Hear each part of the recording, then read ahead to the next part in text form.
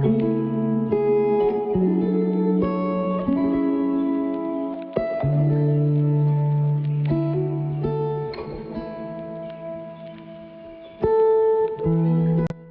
বাবার স্নেহ আর বাড়ির কমফর্টটা ছেড়ে বেরোনো যে কতটা প্রয়োজন সেটা বেরোনোর পরই বুঝলাম।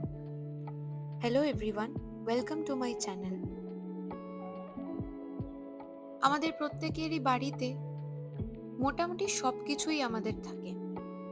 মায়ের হাতের রান্না, বাবার স্নেহ, নিজস্ব রুম, নিজের ল্যাঙ্গুয়েজ, নিজেদের মানুষ। এখানে আসার পর তো সবকিছুই নতুন।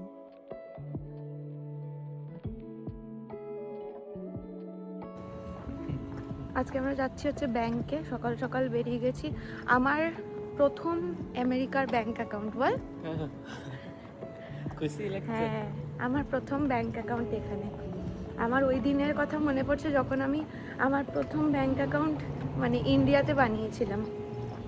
প্রথম একটা তো পাপা বানাতে নিয়ে গেছিলো, আর সেকেন্ড যেটা বানিয়েছিলাম ওটা আমার ওই স্যালারি অ্যাকাউন্টটা ছিল। আজকেও হচ্ছে সেরকম একটা দিন, এখানে আমার প্রথম ব্যাংক অ্যাকাউন্ট।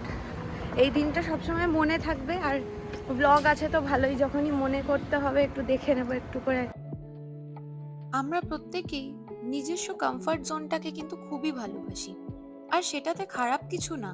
কমফর্ট জোন হচ্ছে একটা সেফ জায়গা, সেখানে আমাদের কোনো ভয় নেই, কেউ জাজ করবে না, নিজের রুটিন নিজের হিসাবে থাকা, আশেপাশে নিজেদের মানুষ।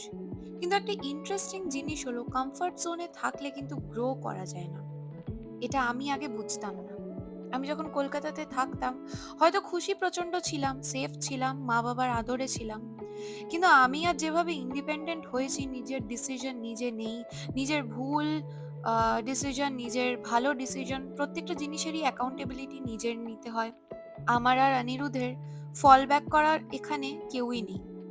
নিজেদের ভুলটাও নিজেদেরকে ঠিক করতে হয়, আর নিজেদের ঠিকেও নিজেরা নিজেদেরকে শাবাশি দেই। প্রথমবার নিজে যখন রেন্ট ম্যানেজ করছি, নিজের বাজেট ম্যানেজ করছি, নিজের হেলথ নিয়ে কনসিয়াস হচ্ছি, এই ছোট ছোট জিনিসগুলো আমার মধ্যে একটা আরো আলাদা কনফিডেন্স তৈরি করেছে। আর এই সব ফিল করতে গেলে যে বিদেশেই আসতে হবে তা কিন্তু নয়।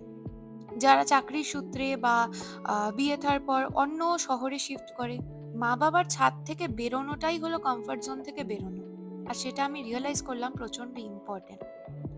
আমি এখনো বাড়ি মিস করি, ফ্যামিলি ডিনার মিস করি, অনেক ফ্যামিলি অকেশন হয়, গেট টুগেদার হয়, যেগুলো মিস করি।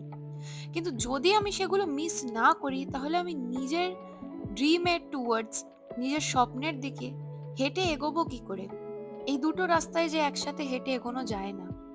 কুছ পানে কে লিয়ে কুছ তো খোনা পড়তা হ্যায়। আমি মনে করি নিজেদের বাড়ির ছাদ ছেড়ে বেরোলেই মানুষের সার্ভাইভাল ইনস্টিংক্ট প্রচণ্ডভাবে কিক করে, আর সেটাই হেল্প করে মানুষকে ক্যারিয়ারিস্টিক হতে, আরও গ্রোথ হতে, আর চারিদিক থেকে ইন টোটাল একটা পার্সোনাল ডেভেলপমেন্টে। যখন তুমি জানো তোমার হেল্প করতে বা সাহায্য করতে ইমিডিয়েটলি পাশের রুমে তোমার মা বাবা নেই, এবার তোমরা যা ভুল করবে নিজেদেরকেই সেটা ঠিক করে নিতে হবে। ব্যাংকে অ্যাকাউন্টটা তো হয়ে গেছে, পাশে ট্রেডার জোস বলে একটা দোকান ছিল। এই দোকানটার নাম প্রচুর শুনেছি, তো ভাবলাম একবার এসে চেক করে নি। ও মা, এসে দেখি দোকানটা তো বিরাট ভালো, দামটাও তুলনামূলক অন্য দোকানের থেকে বেশ অনেকটা কম, আর প্রোডাক্টও অসাধারণ। তাই এখন যাওয়ার আগে কিছুটা গ্রসারি বাড়ির জন্য কিনেই নিচ্ছি।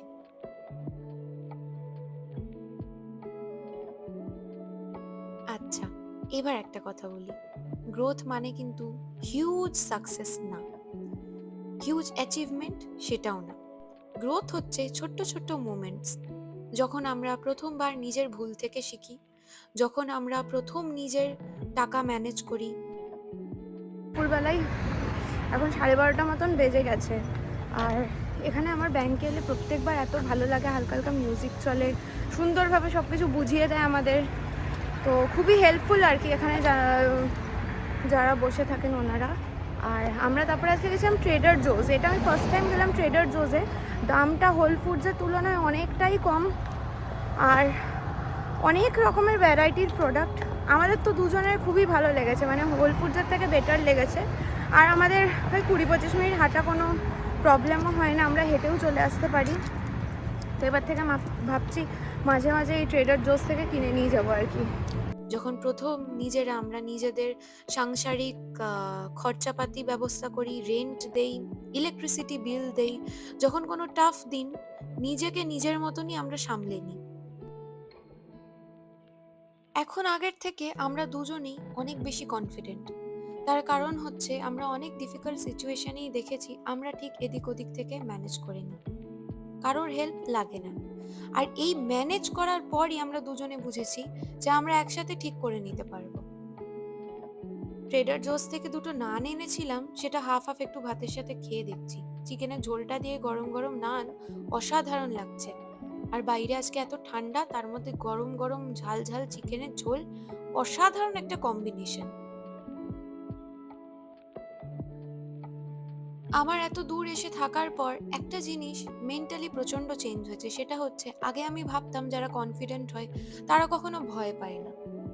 অ্যাকচুয়ালি আমি দেখলাম ভয় আমরা সবাই পাই, বাট সেই ভয়টাকে ওভারকাম করে এনিওয়েজ যারা এগিয়ে যায় তারাই কিন্তু কনফিডেন্স নিয়ে জীবনে চলে। ভয় পাচ্ছি বলে যে আটকে গেলাম, ওটাই কিন্তু হয়ে দাঁড়ায় মুশকিল। একটু রেস্ট নিয়ে নিয়েছি, এবার চলে যাব আজকে জিম। আস্তে আস্তে যে এবার শীতকালটা শেষ হবে, এটাই হচ্ছে ইন্ডিকেশন। এই গাছগুলো কিরম রুক্ষ ছিল, এখন দেখো সাদা সাদা কি সুন্দর, পুরো মনে হচ্ছে তুলো বসানো গাছটায়। তবে এই গাছের বেশি কাছে যাব না, আমার তো আবার রয়েছে পোলেন আর ডাস্ট অ্যালার্জি। এই গাছের কাছে বেশিক্ষণ দাঁড়ানো মারাত্মক ডেঞ্জারাস। জিম হয়ে গেছে, 1 ঘন্টা কিভাবে যে চলে যায় বুঝতেই পারি না। দিনের এই সময়টা বেশ ভালো লাগে। বাড়ি এসে এই একটু প্রোটিন ইয়োগার্ট আর কিছুটা ব্লুবেরি হাফ হাফ দুজনে খেয়ে নেব, দিয়ে ফটাফট বসিয়ে দিয়েছি আজকে রান্নার দিন। বাড়িতে চিকেন একটু বেঁচে ছিল, কস্কো থেকে অনেকটাই চিকেন আনিয়েছি, তো তাই যেইটুকু চিকেন বেঁচে রয়েছে ওটা দিয়ে আবার এই ঝোলই বানিয়ে নেবো। একটু আলাদা রকম কাসুরি মেথি দিয়ে ঝোল বানাবো আজকে, কিন্তু বেশ ঝাল ঝাল করেই বানাবো। লাস্ট একদিন আমি আর আনিরু দুজনেই গরম গরম চিকেনের ঝোল দিয়ে যে ভাত খেয়েছি না বাইরে ঠান্ডা ওয়েদারে, এত অসাধারণ লেগেছে, তাই ভাবলাম না, আর একটু যে চিকেন আছে আর ডায়েটের চিকেন বানাবো না, বাঙালি একেবারে ঝাল চিকেনের ঝোলই ভালো। আমি কিন্তু কোনো এক্সপার্ট না, আমি শুধু নিজের এক্সপিরিয়েন্সটা শেয়ার করেছি। যদি তুমি এখন কোনো ডিসিশন নিয়ে কনফিউজ থাকো, সেফ থাকবো কি রিস্ক নেব, তাহলে একটা জিনিস মনে রেখো, কমফর্ট তোমাকে প্রোটেক্ট করবে কিন্তু চ্যালেঞ্জেস তোমাকে চেঞ্জ করবে আর আরো স্ট্রং বানাবে। আর কিছু কিছু সময় না, এই চ্যালেঞ্জ আর এই চেঞ্জটা খুবই দরকার। তোমাদের মধ্যে যারা বাড়ি থেকে দূরে থাকো, তোমাদের কি মনে হয়? তুমি কি ফিল করো যে দূরে গেলে তোমরা চেঞ্জ হয়ে যাও, নাকি এখনো মনে হয় বাড়িটাই বেস্ট ছিল? আমাকে কিন্তু কমেন্টে নিশ্চয়ই জানিও। আমি সত্যি জেনুইনলি জানতে চাই। ডিনার রেডি, গরম গরম ভাত আর চিকেন, একেবারে অমৃত। চলো তাহলে দেখা হচ্ছে পরের ব্লগে। আজকের ব্লগটা যদি ভালো লেগে থাকে তাহলে একটা সাবস্ক্রাইব করে দিও।